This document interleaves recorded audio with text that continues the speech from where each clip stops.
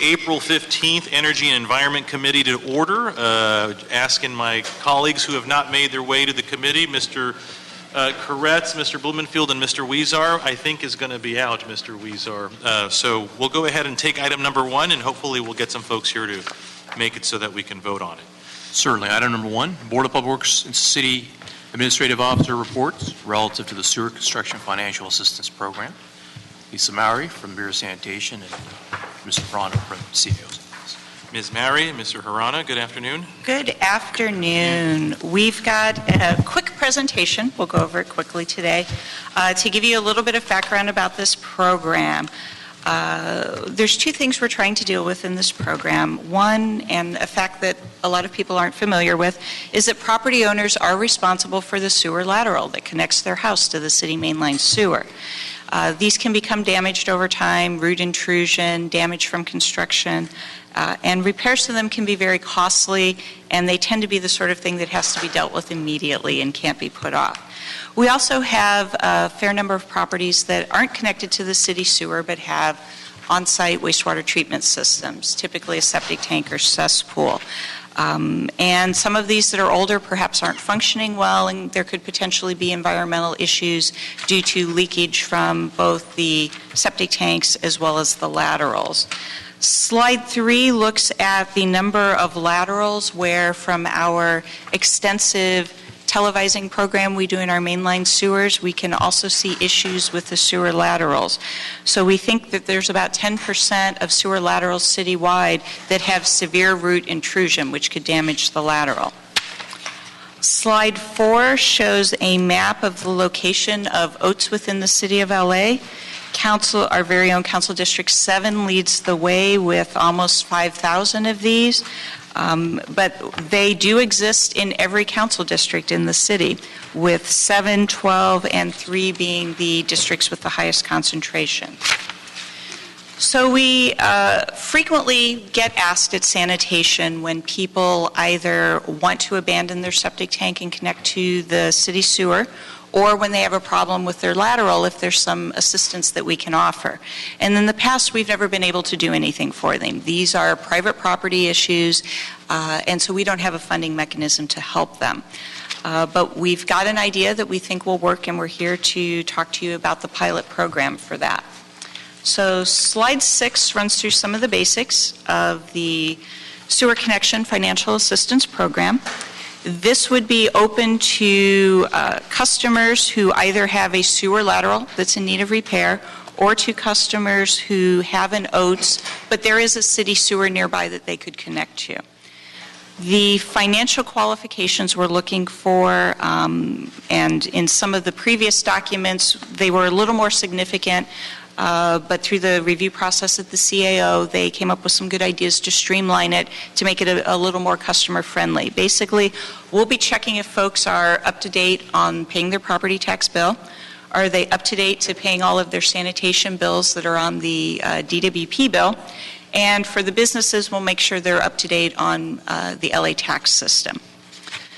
So if customers meet those qualifications, we would be able to make a low-interest loan to them.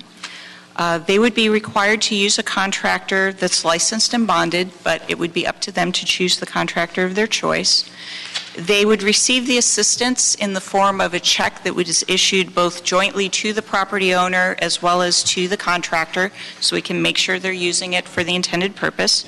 We would pay 10% at the beginning of the process to start down payment, with the 90% of the balance to be paid at the time that construction's complete and it has passed city inspection.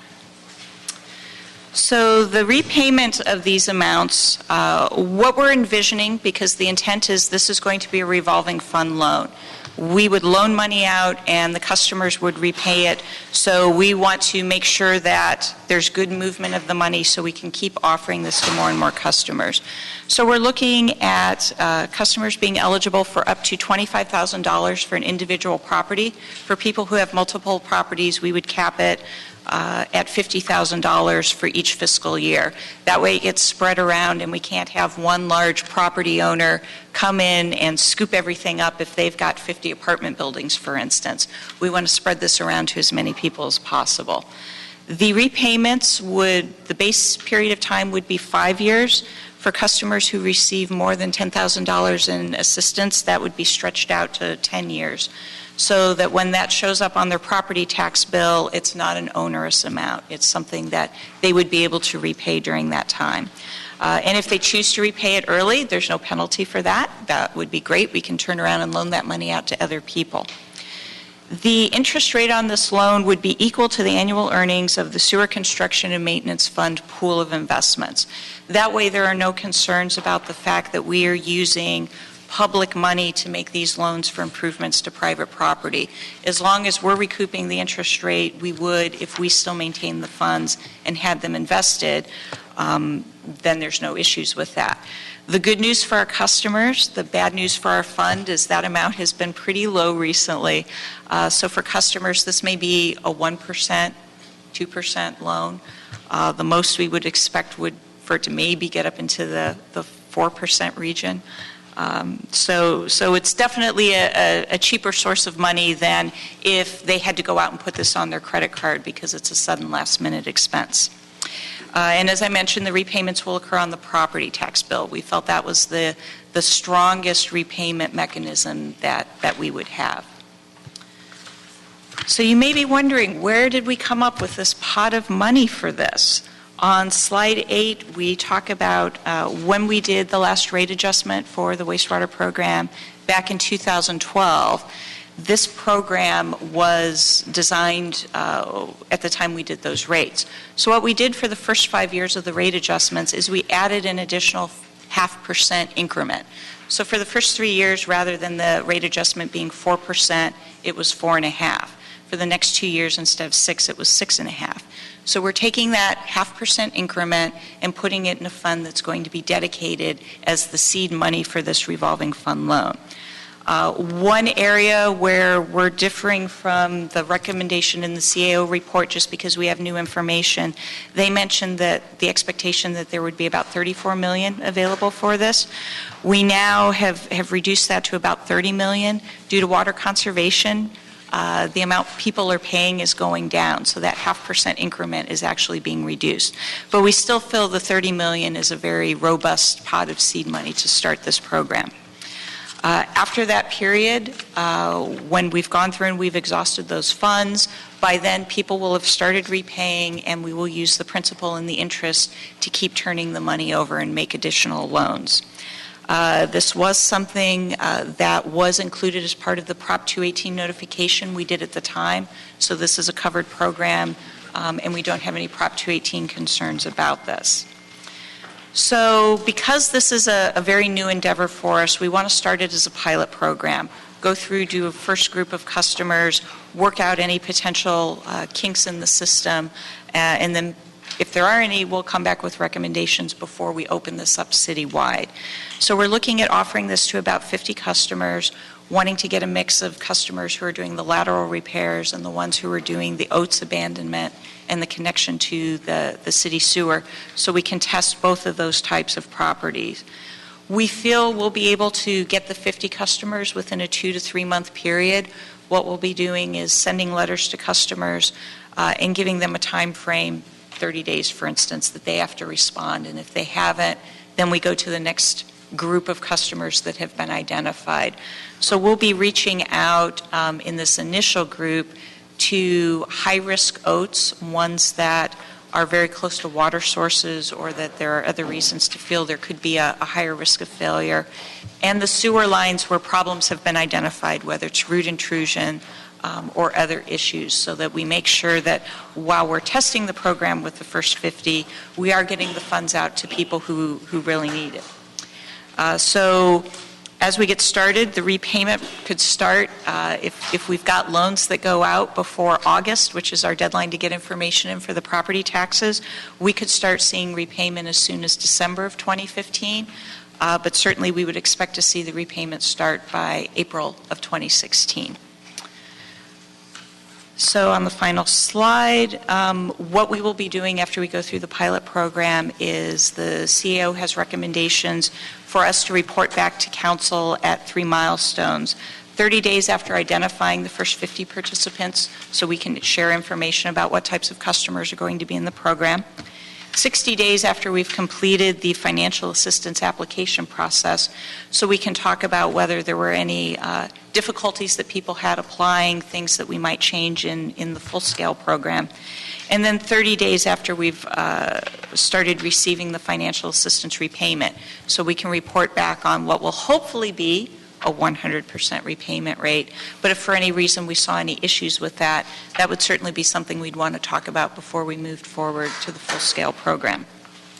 The report will also include goals and performance metrics so we can measure how effective this is.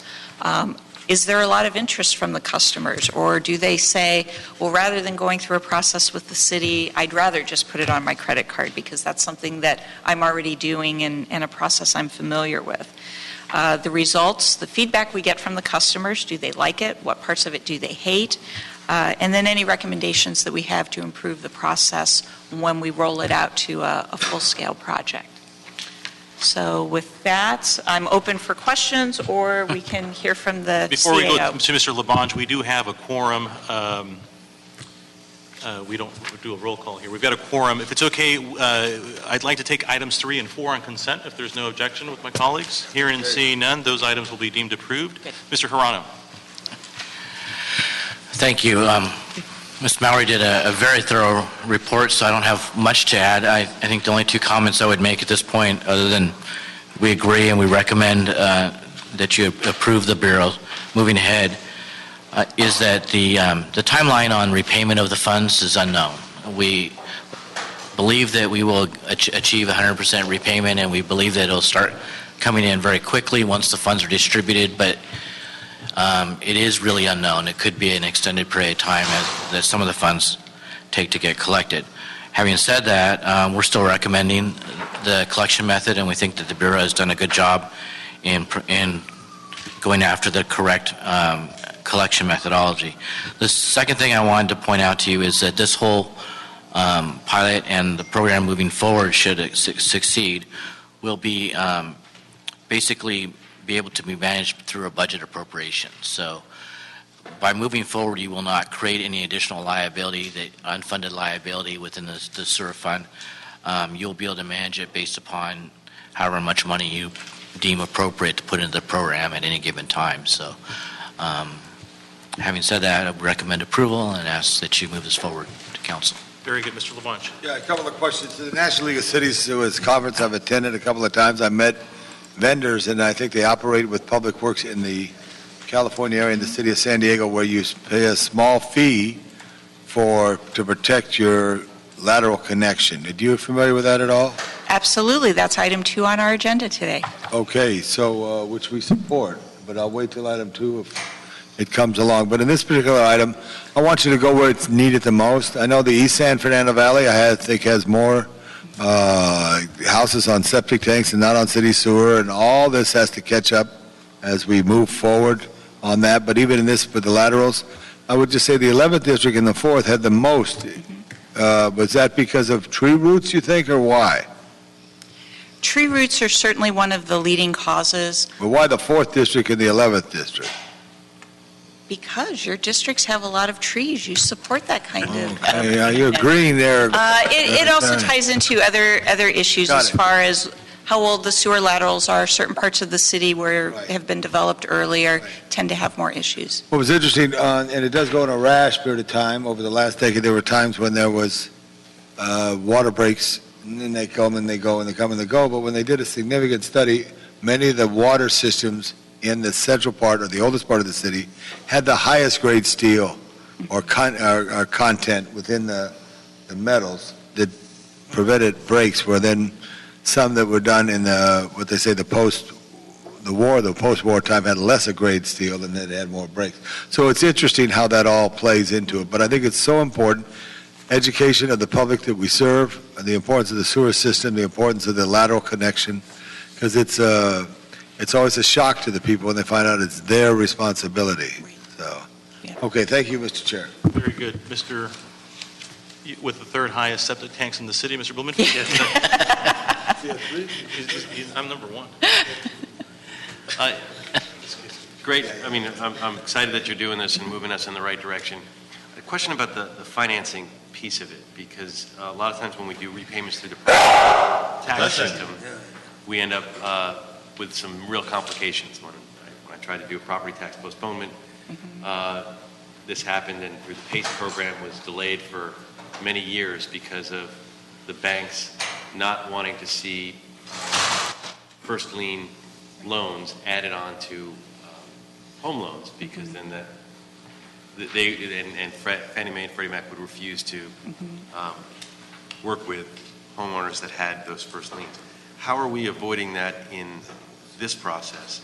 Or are we, or have we thought about that, and are we using the PACE model, or how are we going about that? Well, we did have that come up when we were looking at this a couple of years ago, because there were the issues at that time with the PACE program. So one of the things that we felt is, while we may not be the highest lien on the property tax bill, even if we are considered a subordinate lien, we still feel the repayment is going to be very high.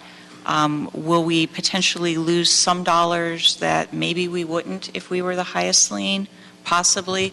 But in the interest of rolling this program out and getting this assistance to the customers, which we know they very much want to have, we're continually getting calls on this issue.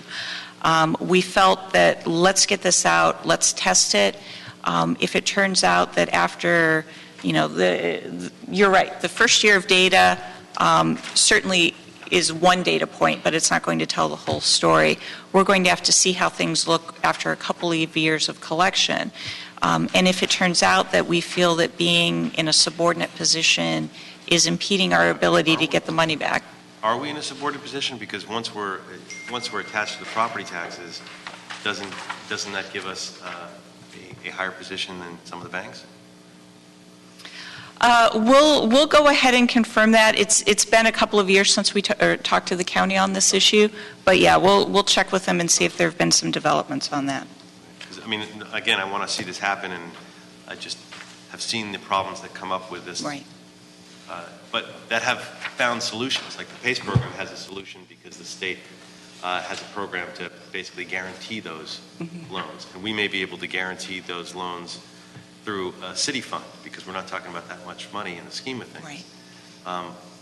But I would hate for us to roll this out and then start having all sorts of problems with homeowners and Right. the loans, and because I would assume, unless we do something specific to change that we're going to be in a first lien position just by the nature of being the property tax. Maybe that's not true, but that's how I assume it would work. So I'd love to figure out with you how that's going to work, just because I've focused on this issue for past other, and that there may be some good solutions. And if you have a great solution, I want to know it so that I can see how that applies to the other stuff. And if not, I want to work with you to find that solution. But I guess I'm just calling it out as a problem at the moment, potential problem. Well, I think the good news is that we're going to, the 50 in the pilot program, is that going to be 25 septic, 25 lateral, or is it going to be 50 in each category? And then you all come back after they've got the universe, so we'll start to understand the data. But how is it going to be 50 and 50, or is it? It's probably, just because there are many more sewer laterals than there are oats, there will probably be more on the laterals. What the intent is, we'll reach out and then we'll just see what the uptake is. Our intent is to do it mainly first come, first serve, unless we got a situation where, say, the first 50 were laterals. We really do want to test it with the oats as well. So at some point we would stop it, but we're as much as possible just leaving it open so we can get the people that are most interested. But yeah, my guess would be it's probably more likely to be something like 30 to 40 laterals and the remaining oats, just because we have so many more laterals. Having the most oats in the city, significantly more, really want to sort of know how we're going to do the outreach. I know that you mentioned you'll write to them, but I want to figure out how to hopefully get people connected. Hearing and seeing no additional questions, we'll go ahead. Mr. Blumenfield. Do we have a registry of all the septic tanks for the oats? We do. We do, okay. Yeah. I knew we were developed. Is that new, or has that been around for a while? We've been working on that, and we're continually updating it and fine-tuning it as we get additional information. Very good. Hearing and seeing no objections, we'll go ahead and move that item to the full City Council unanimously. Item number 2. Item number 2, Bureau of Sanitation report in response to motion, Parks Bloomfield, regarding the feasibility of implementing a sewer line protection program which is offered through the National League of Cities. This matter was continued from your November meeting. Parks. And you have Abdul Benishar. So, Mr. Laban, this is the one that Mr. Parks brought to our attention. The National League of Cities has a program that they vouch for, and we're going to understand what it is that the City of Los Angeles can and can't do. But the good news is that we will be informing those folks who could avail themselves of the City of Los Angeles' now revolving fund on OATs and lateral replacements of their capability of going out there and finding warranties. So how are we going to do that? Abdul Danishwar with the Bureau of Sanitation. I'm senior environmental engineer. Sorry, I don't have a PowerPoint, but I'll walk you through this. Motion 140515 directed the Bureau of Sanitation to investigate and evaluate the appropriateness of the and feasibility of endorsing a warranty program on April 23rd, 2014. So Bureau of Sanitation looked on overall different aspects of this program. Basically, this program is offered through a National League of Cities, NLC, and administered by Service Line Warranty of America, SWA, covering residential properties in all over America, about like 200 cities. The warranty provides repair of laterals for a monthly fee of $9.75 or $10 with no deductibles, and they provide $4,000 of repair value, and also if there are like surface restoration, another $4,000 for that. So basically, this is the whole what this program offers. Well, there are definitely some advantages of this program, which is reduce the wastewater backup and blockages and spills, which is beneficial to the city, and provide quick relief to the homeowners for a repair, immediate repair. And also they provide some royalty to the city. And it, in a way, complement our FAB program. It makes it easier, like for simple repairs or simple cleanup of the laterals that probably help. However, there are like some issues and concerns which we looked at, and one of them is the city charter, section 104G, with regards to the city seal for endorsement of a single company or entity with regards to some services, and also the LA Municipal Code, section 63108, with regards to the city seal imitation of the city seal for that purpose.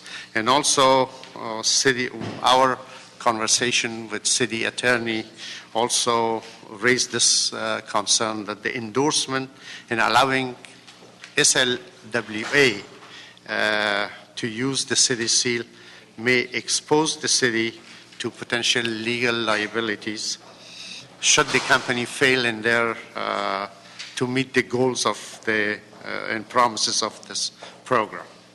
And one of our concerns, which is maybe that according to our preliminary estimates of the cost of repairs, $4,000 which they offer for Los Angeles is a little bit on the low side. It may not cover a lot. So based on overall, we looked on three options that we had. One was just sole source, a company, and the other one go through RFP and RFQ for, and also an open market option. So we, in our conclusion, recommend the open market because it is more in the interest of the city. And there are also in our search, we found that there are other companies also which provide similar services throughout the United States. To name a few of them, beside SLWA and NLC, there are like American Water Resources, Inc., which is based in Ohio, and Home Service of USA, and LIP, LIPP, which stands for Lateral Insurance Protection Program, something. So these are providing similar services. So our recommendation is that we offer to homeowners the option of making their own selection, and we provide and educate them about the existence of this program for repair of their laterals or improvement of the laterals. And on the city's program, so we go with the FAB program, with the financial assistance program, and this program. It is totally up to the homeowners which company they select for a certain amount of fee.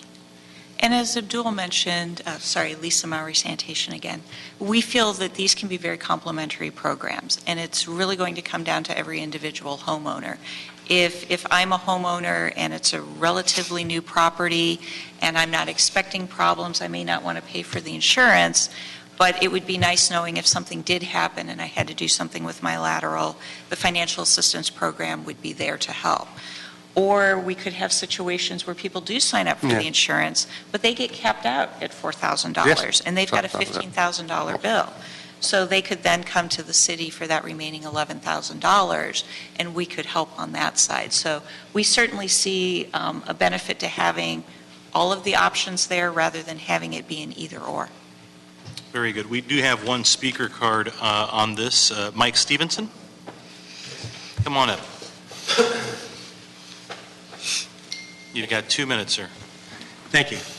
I'm wholeheartedly in favor of this type of program. In fact, our company designed and has a patent pending on a rehabilitation program for sewer laterals, which will not only repair them when they are broken through an insured warranty, and I would say that it's important to use the distinction insured warranty because we use a major insurance company to insure that liability, and they actually issue and administer that warranty.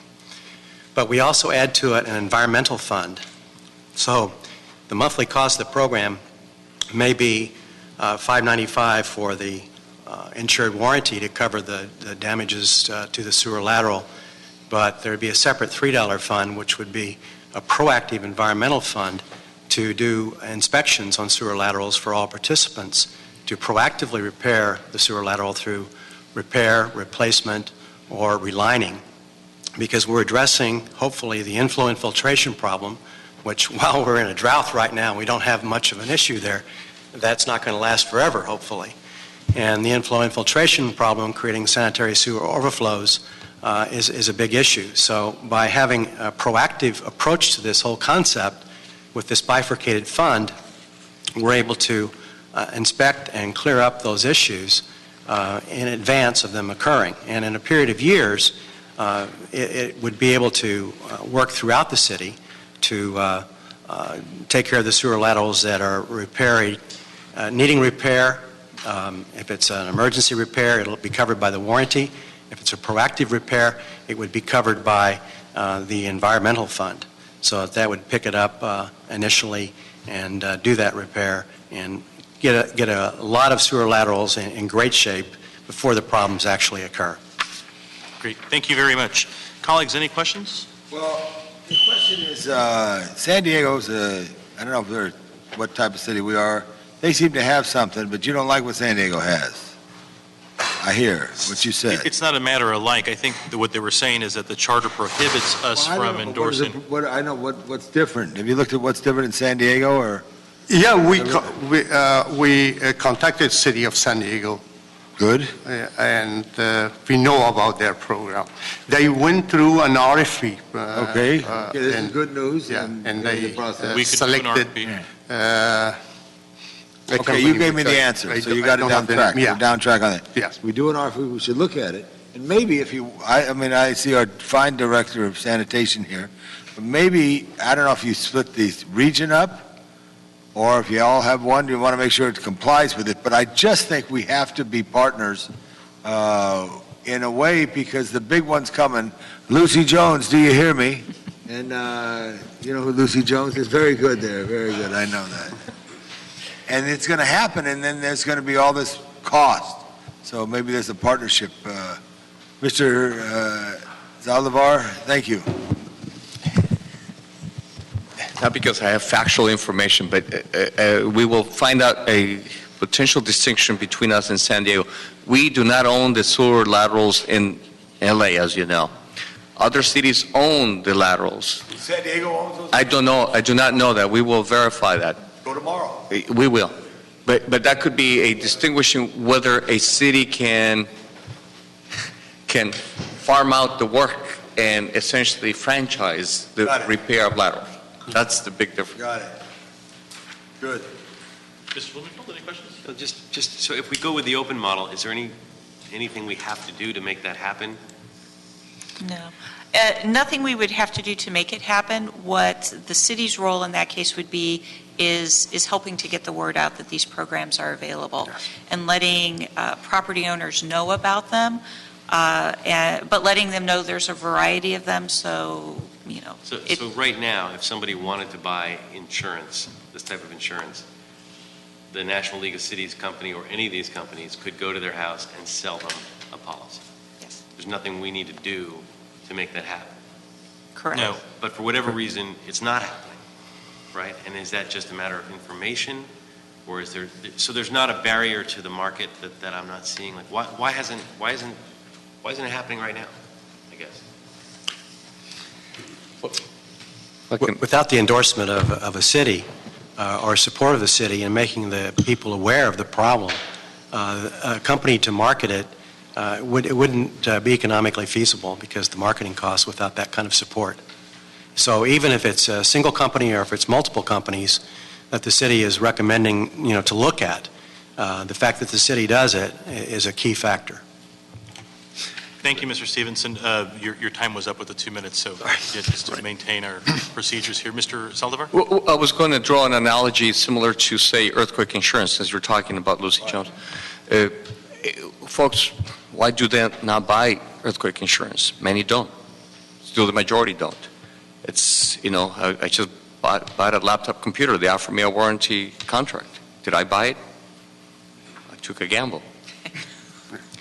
Usually electronics is a better deal now.